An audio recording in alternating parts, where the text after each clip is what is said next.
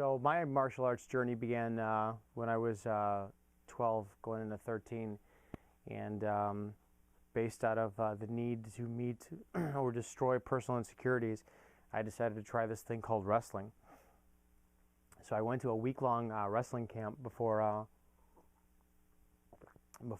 school started, and day one, oh my gosh, was that the hardest work I'd ever done. Day two, I was hooked. I spent my entire high school and community college years loving eating, sleeping, and breathing wrestling. I coached for a little bit my former high school. Got back into that. I loved wrestling. I adored wrestling. I missed the competitive aspect of wrestling. I missed the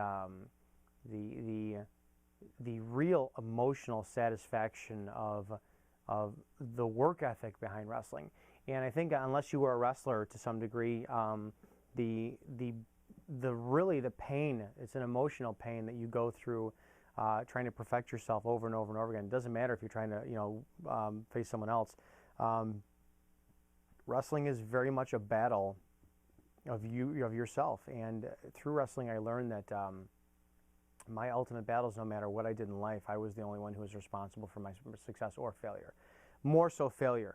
Success, obviously, you do have a team around you, you do have support around you, as you do in life, but ultimately you can never, we're very quick to pat ourselves in the back for our successes, but never for our failures. Wrestling taught me that if I failed, it was, my own responsibility. After wrestling, I tried to find out martial arts that I would love to get involved with. And at that time, we really didn't have any boxing, schools up in my area. And I loved boxing. I loved watching boxing, but there was nothing relatively close for me to go to. And I mean, Chicago had some great boxing, but I wasn't about to drive down to the city to train. I wasn't that dedicated. So I went the route of, what normal people do is I looked into Taekwondo, and that was not for me. And I looked into Shotokan, and Shotokan was, I did that for about a year. But when it came time to sparring, I love the structure of Shotokan. I love the learning and to some degree even love the belt testing. But when it came down to sparring, once you've wrestled, nothing is comparable as far as I'm concerned. Unless you know the controlled warfare that wrestling is, you can't find anything like that. So, when I went to work in 4 a.m. bars where fights took place, and found myself reverting to wrestling every time a fight broke out, and that stuck with me for a very long time. My wrestling skill was everything that I had. When I got hired on as a cop, they sent me to a defensive tactics school my first year on, and prior to that, my roommate in the academy, he did Hapkido, and we had some exchanges in that, and I never found anything of the martial art, the traditional martial art, that really kind of turned my head, so to speak. So I went to this defensive tactics school, and the lead instructor was a man named Danny Halligan of Halligan's Combat System, and he taught the class, and during the class I told him about my frustration with martial arts and what I liked and what I didn't like, and how I always felt comfortable closing the gap on men, and that's how I could wind up defeating my opponent.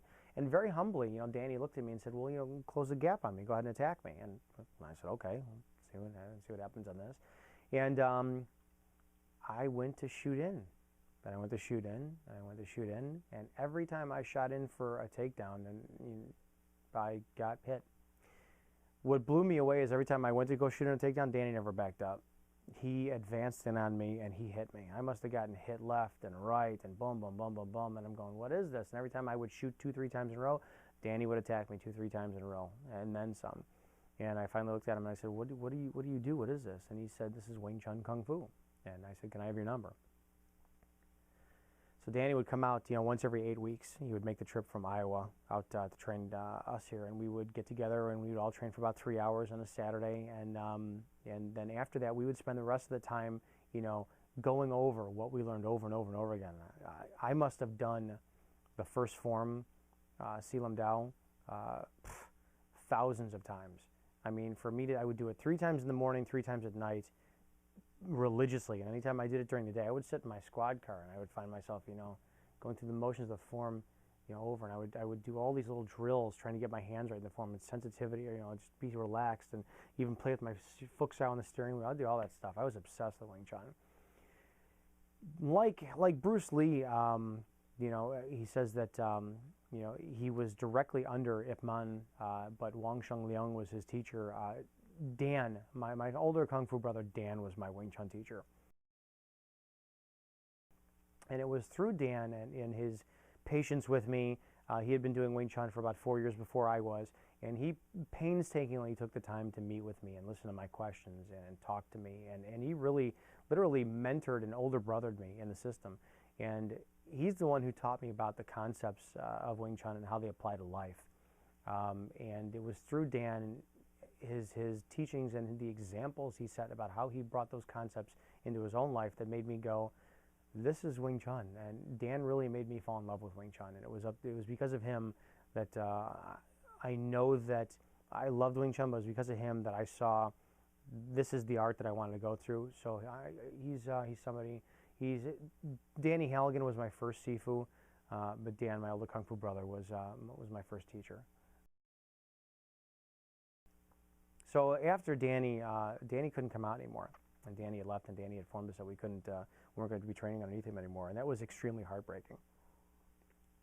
I mean, here you are, you spend several years under one teacher, and you form a family, even with some guys from Iowa, and then it's not over, but it's over, and it was unfortunate.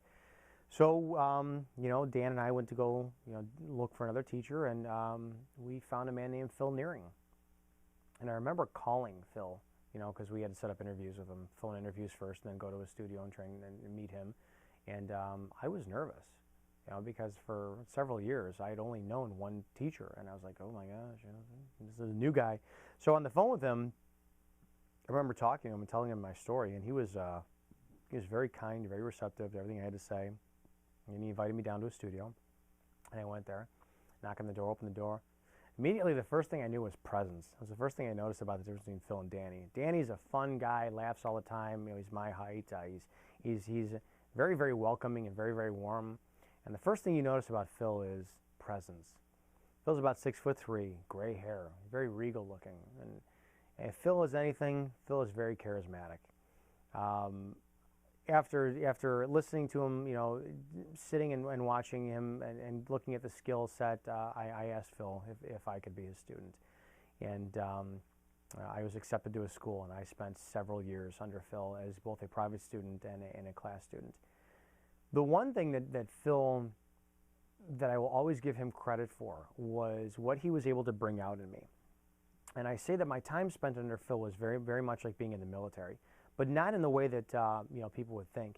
What the military is good at is the military does take 18 and 19-year-old younger men for a specific reason. I mean, I'm in my late 30s, and if I were to go in the military tomorrow and they were going to tell me to run 10 miles and do 10,000 push-ups, I'd look and say, go pound salt. It's not going to happen. They take the younger guys because the younger guys are very eager to please and try to prove their worth. And Phil has that father figure presence, and I felt very, very passionate about showing him my dedication and showing him my hard work and my progressed skill. Phil had a knack for bringing out the achiever in me, and I appreciated that greatly. And it was under my time in Phil that I learned a lot about myself in Wing Chun. It was a great time. Phil had some great lessons. If Phil was anything, Phil was a philosopher in Wing Chun. Phil been around it for 30 years. He trained under some great people, and he trained some great people. And Phil was very, very theory based and very, very thinking. And Phil taught me how to think. One of the greatest lessons I ever learned under Phil, I teach to my students to this day, and I remember sitting there one day, and Phil talks to you out of the corner of his eye sometimes, and he gets very, very regal, and when he talks, and very, very dramatic, but the drama was necessary for this lesson. And he looks at me and he says, I'm in 95% control of my will and my mental facility, but there's 5% of me that I'm never in control over. I don't want to be in control over, because it's that 5% of me that's going to be the difference between whether I make it home or not, after a fight. And I went, that's simple and that's profound. And he's absolutely right. There's some great non-physical lessons I learned while being under Phil, and the downfall and the greatest source of my education in Wing Chun happened to be the fact that Phil taught me how to think. So Phil taught me how to think, and we had a falling out. I tell everybody all the time when they talk about my history, who did you train under, and I have no problem saying who I trained under. Why did you leave Phil and this, that? I tell everybody all the time, when you have great passion for something and you share, love for something, therein lies the greatest risk of pain. And it's not uncommon for people to break up in any kind of relationships for the simple one reason of miscommunication. And it's not because they don't understand each other, it's because they fail to communicate. And on my end, I started to question things because we have the height difference. I'm 5'7" and Phil's 6'3", and I kept saying, doesn't feel right to me. And it came across as questioning rather than, hey, let's explore this together. And we had a falling out, and I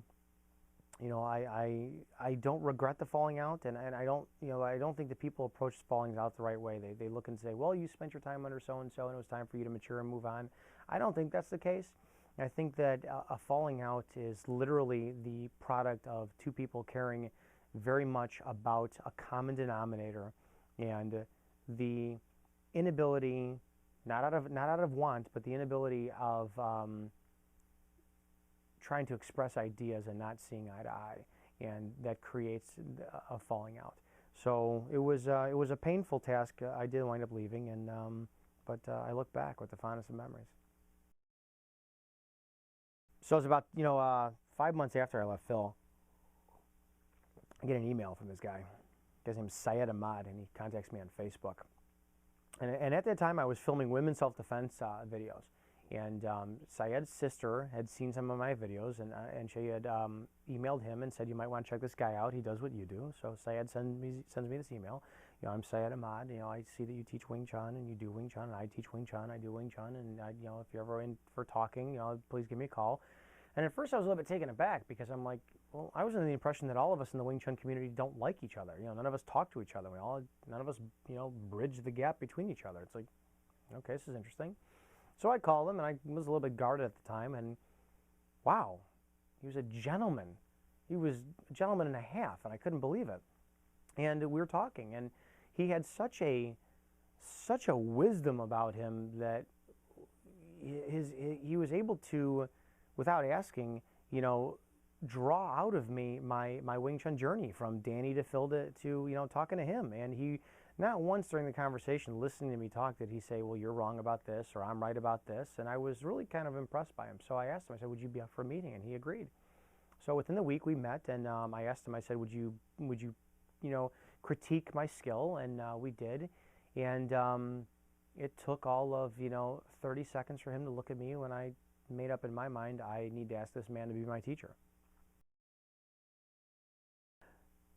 Syed has an ability, and he's the only one I've ever met with this, which is why, skills set aside, why I've asked him to be my teacher, and why he's somebody that I am fiercely protective of, endorsing of, and I care for very much. He's able to express, articulate, demonstrate, and reflect what my heart says that Wing Chun should be. And I've never met anyone who's able to do that before. Syed he's such an old soul in a young man's body, that he is so reverent about Wing Chun and Kung Fu in general, and martial arts in general. And his respect level is amazing, but he puts his spin on it. And his Wing Chun is surgical. It is so amazing that every time I watch it, I'm just blown in awe. Oh, I cannot believe what this man's capability is. The funny thing is we came from almost the same place. Back in the 80s, Steve Lee Swift taught Wing Chun, and he left some pretty good guys behind. And one of those was Phil, my teacher, and then Syed's teacher. So all this time, You know, you had Phil and Syed's teacher who were both relatively the same age and the same height, and they trained with each other. And then you had, unbeknownst to each other, Syed and myself, who were relatively the same age and the same height and same build. We're all in the same area. But Syed was different. I mean, his approach was different than mine, and he sees things different than I do. And although I'm extremely pleased with my skill set, and we always improve. I mean, I have a long way to go, but I love my skill set. Syed is always unbelievably able to see what I'm doing and just tweak it in a way that no one else can. No one else has ever been able to do it. And that has everything to do with the fact that I think that Syed can absolutely see into me. He knows what I'm thinking. He can see what I'm doing and go, this is you know, how you should look at this. And yeah, I've been with him for several years now, and it's been amazing. So I'm unbelievably lucky. And if you ask me how I had to, you know, how I have to sum up the 3 teachers I've been under, Danny Halligan was a great foundation for me. You know, he laid down the concrete layer of what my Wing Chun future should have been, and I'm always grateful for that. Under him, I got to meet Eric Lee. I was too late for the Ron Heimberger years, and I didn't get to meet you know, Sifu Heimberger before he passed away. But I got to train with Eric Lee and Danny, and Danny really put the foundation down for me. Great guy, fun guy, hard guy, loves Wing Chun, passes it on, absolutely at it for the pure love of it, and he's really good at Wing Chun. Phil is the philosophical fighter, and he's a dangerous man, and I have a lot of respect for him. You know, like I said, he trained under Carlson Gracie. He's extremely skilled in Brazilian Jiu-Jitsu. Phil's extremely well educated.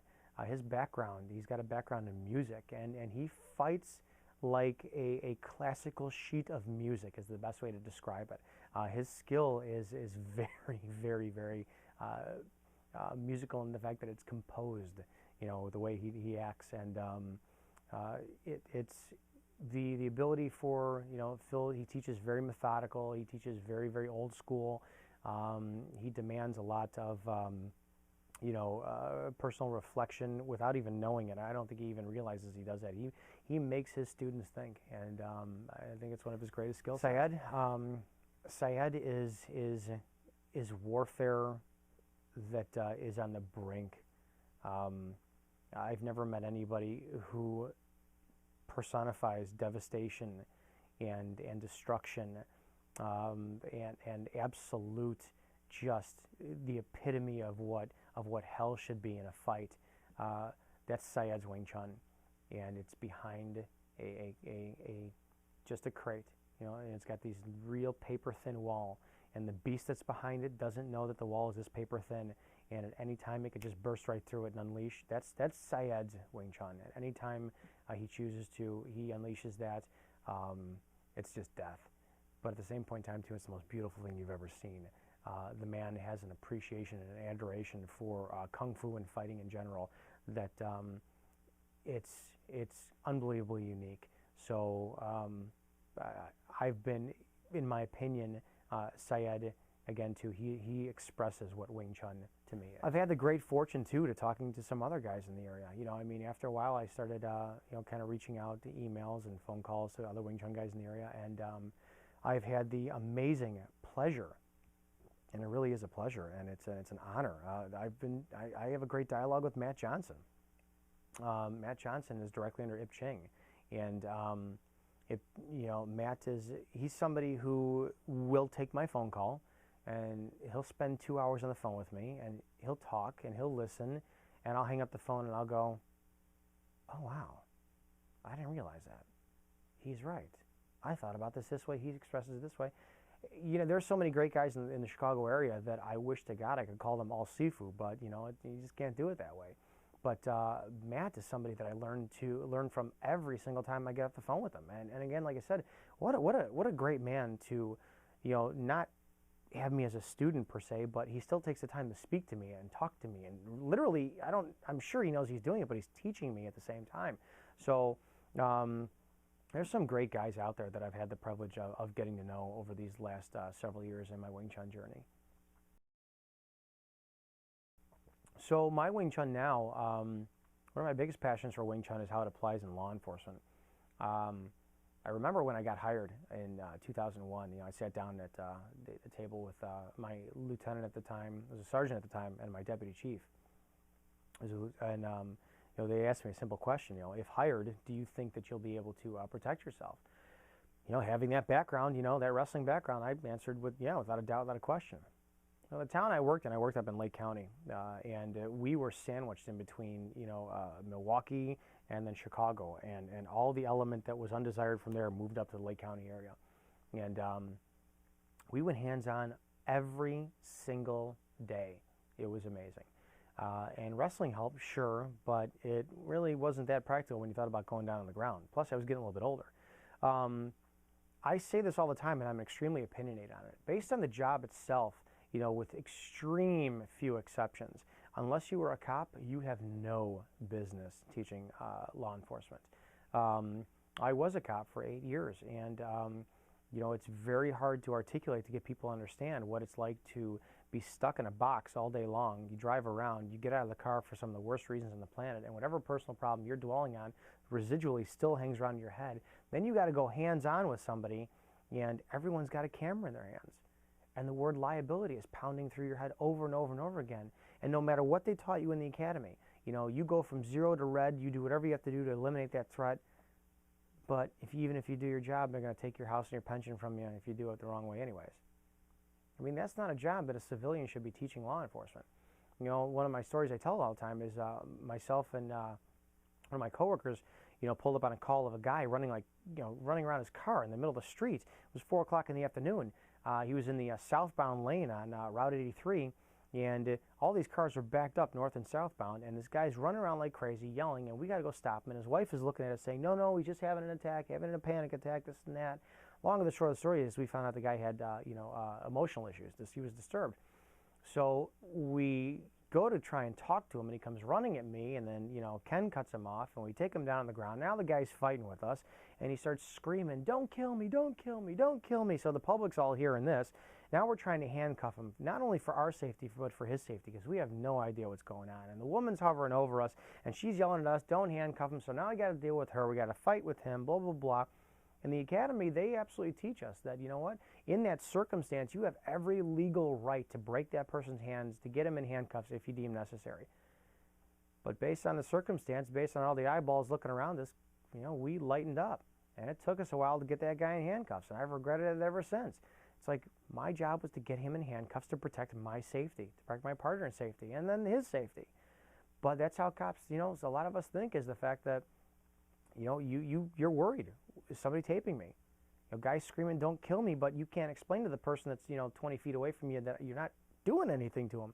So unless you understand what that's like and all the risks you really have to take as far as on the outside of what the job is, and the job isn't just black and white, you have no business teaching law enforcement. It's as simple as that. I have a lot of great respect for the martial arts now that are looking into law enforcement teaching, and we have, Krav Maga, Brazilian Jiu-Jitsu. I think they're great, but and again, everything's my opinion. It's not fact, but I just don't think they have a place in law enforcement. Jiu-Jitsu, I think you have no right, going on the ground as a cop. I think you should know how to have some skill once you're down there, so that's where it has a little bit of place. But Wing Chun does take care of that, and Krav Maga. I think there's some great weapons disarming aspect of there, but I think that you have to understand you before you understand the person. I think that's where Wing Chun excels over both martial arts. The transition aspect, the exercise in chi sao that we do teaches us to chase that body so much more than the hands. And I'll tell you from first experience, trying to handcuff somebody who doesn't want to be handcuffed, you're worried about those hands, and you shouldn't be. But that's not what, and that's where the escalation and use of force takes place, and that's where you get a lot of police brutality and excessive force, accusations, is the fact that here we are trying to get somebody in handcuffs, and we're fighting him, which if all we did was change our tactic and attack the body, not the hands, you have a much easier time, winding up putting somebody in handcuffs. Easier said than done, I know, but then again, that's where training comes into play. Bruce Lee, I talk about him all the time.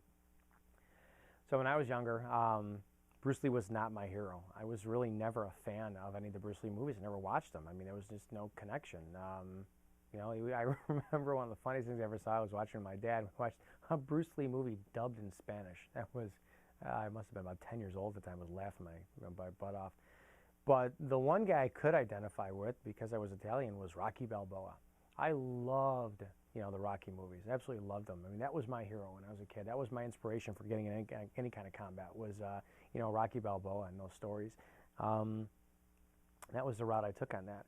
I've always said it over and over and over again. If Bruce Lee had continued his Wing Chun journey, he would have seen that the elements of what he was looking for is in Wing Chun. Everything that's conceptual, that's based towards it, I mean, it's all in Wing Chun, and it's fantastic. What I love about Bruce is he was an anomaly. Holy cow. What man nowadays can do two-finger push-ups? What man nowadays has the physical, attributes that he had? That's what made him different more than anyone else. Not his martial art, but his physical ability. His philosophy, his education. He was a beautiful thinker. I think that made him even more, stretch out in the martial arts world. I think that the one thing that if there's any character trait that he possessed more than anyone else out there that attributed to him and his success more than anything else was his level of charisma. You know what? Bruce Lee is to martial arts what Schwarzenegger is to bodybuilding. If it wasn't for the charisma of Arnold Schwarzenegger, bodybuilding probably would not be even remotely as successful as it is today. Same thing with Bruce Lee. Bruce Lee was just an unbelievably charismatic man, but he was also a young man. And I say it all the time. I said, Bruce Lee was in his 20s when he, came up with Jeet Kune Do. And if I look at my age now, when I was in my 20s, there's a lot of ideas I had. My Wing Chun was different when I was in my 20s than it is now. And I'm looking at it now because I have a different mindset. If he were alive today, I have to wonder what he would look at and how he would look at his martial art and his skill set. He died way too soon. It's not that, if you look at it, Jeet Kune Do is still relatively young and it's still constantly evolving. Bruce Lee didn't have time to evolve. He was still young. Where was his life? He was only in his early 30s. The greatest tragedy was he had an amazing mind and he wasn't given time to develop. And I think if he had come full circle, I honestly think that he would have returned to Wing Chun and he would have seen what there was and he would have simplified it. In Wing Chun, we have a daily decrease philosophy. And that is if we start with that center line punch, when you do all these movements, and I talk about it in some of my classes, is that, why do 3 movements, 1, 2, 3, when we have that punch off the bat, that one movement? And it's our daily decrease. We always want to go back to the one punch, the daily decrease. I think that if Bruce would have come full circle, he would have gone back to the Wing Chun and he would have seen that daily decrease is exactly what he was looking for in the first place.